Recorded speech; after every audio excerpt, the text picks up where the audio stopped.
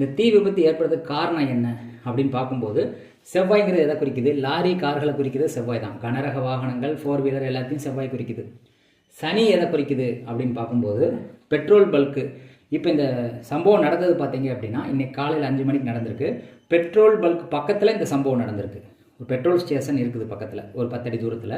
அந்த petrol bulk பக்கத்தில் தான் 2 லாரி வந்து மோதிக்கிடுச்சு. அந்த லாரியில் வந்து எல்பிஜி கேஸ் இருந்திருக்கு. அது வந்து மோதும்போது இந்த கொலிசன் ஏற்பட்டு இந்த தீ விபத்து ஏற்பட்டிருக்கு.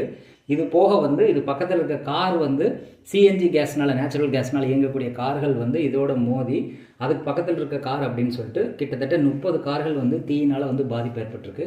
35 பேர் வந்து இறந்துருக்காங்க. 7 பேர் வந்து 35 பேர் படுகாயம் அடைஞ்சிருக்காங்க தீயினால்.